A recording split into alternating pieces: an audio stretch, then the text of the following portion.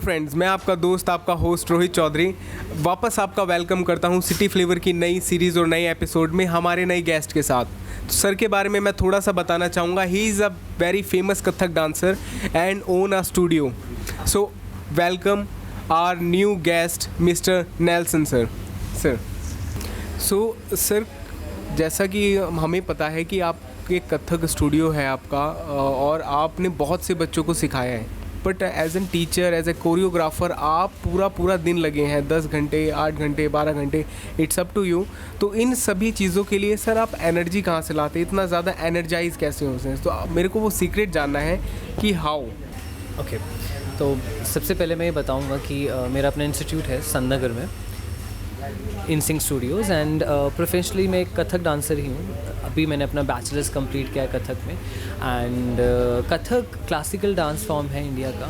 8 classical dance forms में से एक क्लासिकल डांस फॉर्म है। और आई थिंक आजकल की मैक्सिमम जनरेशन को ये नहीं पता है कि हमारे कल्चर क्या है। You know, somewhere all classical dance forms are connected to worship of home the lords, Hindu gods and all, जो भी हमारे कल्चर से कनेक्टेड हैं, जो भी मतलब हमारे रिलीजन से कनेक्टेड हैं, जो इंडिया से कनेक्टेड हैं, उनको पता होना चाहिए हमारे कल्चर के बारे में। कथक और ये ऐसी क्लासिकल डांस फॉर्म्स वो आपको और उससे कनेक्ट करती हैं। As I am a Christian person, but I went in to Kathak and I am totally changed. अब मुझे और पता चल रहा है अपने इंडिया के बारे में, डीपली हिस्ट्री पता चल रही है, बिकॉज कथक अभी से नहीं है, कथक बहुत एशियंट है। It came from Lord Shiva.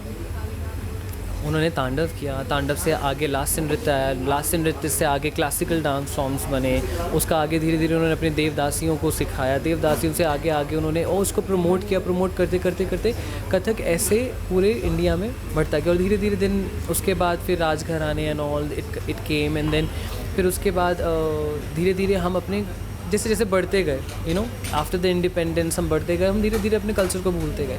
But what is important कि हम अपने कल्चर को बनाए रखें।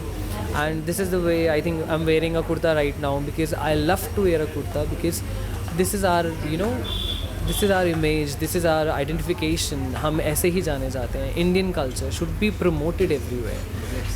और ये काफ़ी प्राउड की बात है कि हम इंडियन कल्चर को प्रमोट करें, क्योंकि हम कहते हैं विश्व गुरु हैं हम, ठीक है, हम दुनिया को सिखाते हैं, but we are losing our power. Reason हम अपने कल्चर से कहीं ना कहीं दूर होते चले जा रहे हैं। तो सर बहुत आपने चीज़ें बताई कथक के बारे में।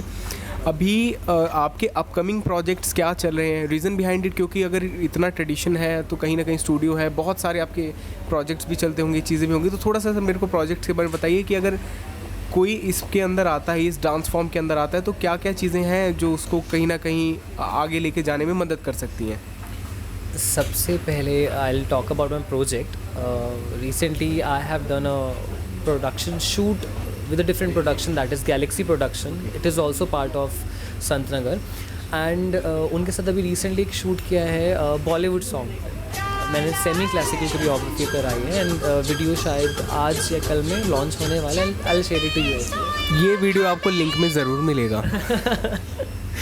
एंड अनदर थिंग, इंस्पिरेशन के लिए, कथक की इंस्पिरेशन स्कूल में एक बार किया था, किसी ने ऐसे ही बताया था, तो वो अच्छे से हुआ नहीं। तो एक थोड़ा सा था कि नहीं ये सीखना है, और जब उसको सीखना शुरू किया तो डीपली इसके अंदर चलते गए, एंड बहुत क्रिटिसिज्म भी झेलना पड़ा, because being a guy learning a classical dance form and choosing your own you know choices in this manner is totally different and difficult as well, because लोगों को ये होता है कि आप हिप हॉप कर लो, वेस्टर्न कर लो, लेकिन a guy is portraying a feminine character, वो उनको थोड़ा सा होता है। तो ये बात आपने सही कही, क्योंकि कथक कहीं ना कहीं जो चीज़ें हमको रिलेट करती है कि लगता है कि नहीं, कोई भी अगर ऐसा कल्चरल डांस फॉर्म है तो वो ज़्यादातर वुमेन करेंगी या फिर लेडीज़ करेंगी, सो कहीं ना कहीं उसको रिलेट किया जाता है। सो आप यही है कि इस फैक्टर में कैसे चीज़ें प्रमोट हो, which is wrong. I think उन लोगों को पता ही नहीं है नॉलेज के बारे में, उनका ज्ञान ही नहीं है उस चीज़ का। इफ़ दे वुड नो कि आया तो लॉर्ड शिवा से ही है ना, लॉर्ड शिवा से आया, आगे उसके अलग अलग रूप बने, आगे उसकी कैटेगरीज बनी, ठीक है, उसमें भी अलग अलग एक्सप्रेशंस होते हैं जिस we need to portray it. कभी हम लॉर्ड शिवा करेंगे तो वी वुड बी मैस्कुलिन, अगर हमें पार्वती जी दिखानी है तो हम फेमिनिन करेंगे, और एक आर्टिस्ट वही है जो दोनों कैरेक्टर को दिखा सकता है, राइट। और मैं तो यही चाहूँगा कि हमारे जितने भी जनरेशन है आजकल की वो इसको जाने, अपने कल्चर से दूर ना जाए और धीरे धीरे और कनेक्ट हो जाए, ताकि हम अपने कल्चर को और बढ़ा सकें। हमें दूसरों की ज़रूरत नहीं है, हमें अपने आप को आगे बढ़ाना चाहिए। तो सर जैसा कि डांस फॉर्मेट हमें पता है, क्लासिकल डांस फॉर्मेट है, बहुत ज़्यादा टिपिकल होता है। बच्चे प्रैक्टिस करते हैं फॉर सम आवर्स, वो आवर्स भी क्या, वो 1 घंटा 2 घंटा मैक्सिमम यही प्रैक्टिसिंग होती है उनकी। But as an teacher, choreographer, आप जब चीज़ों को लेकर के चलते हैं, आप पूरा दिन कैसे एनर्जाइज रहते हैं? क्योंकि इट्स अ वेरी टिपिकल कि इतना हैवी डांस फॉर्मेट या इतना क्लासिकल डांस को लेकर के पूरे दिन एनर्जाइज रहना, सिखाना, बच्चों को बताना everything. So sir I want this secret, please बताइए आप। एकदम सही कह रहे हैं आप कि मतलब अब स्टूडेंट्स आते हैं 1-2 घंटा, they take the class and they went away, and then उसके बाद क्या होता है, टीचर के लिए बहुत प्रॉब्लम हो जाती है, क्योंकि उनको अब बहुत घंटों तक काम करना है, 6 hours 7 hours they have to work simultaneously, they have to work, no gap, nothing. But उसके लिए what I take some shakes, fruits, energy के लिए, प्रोटीन के लिए, या समथिंग लाइट आप ले सकते हो, cornflakes you can have, and then cornflakes के साथ साथ कुछ भी ओट्स आप ले सकते हो before the classes and all, ताकि आपके अंदर एक एनर्जी और प्रोटीन रहे, तो you can work for hours. तो मतलब कि यहाँ पर सर आपने तो ये चीज़ें बताई, मैं एक चीज़ और जानना चाहता हूँ कि सर सबका फेवरेट फूड होता है, आपका फेवरेट फूड ऐसा क्या है जिसको आपको लगता है कि बस सामने आए और ये ख़त्म करूँ मैं? I think it would not connect to the protein or anything. I love more pizza and burgers, like thoda junk food I enjoy more, and yeah, the sweets I love that. तो sir आप बताना चाहेंगे आपका favourite sweet क्या है, ऐसी क्या चीज़ है? Many. मतलब इट्स नॉट अ स्पेसिफिक कि ये चीज़ मेरे को पसंद है, बस मीठा होना चाहिए, ठीक है सर। इस मीठे का शौकीन तो मैं भी बहुत हूँ, और मीठा सामने आते के साथ बस आंखों के सामने हरियाली आ जाती है।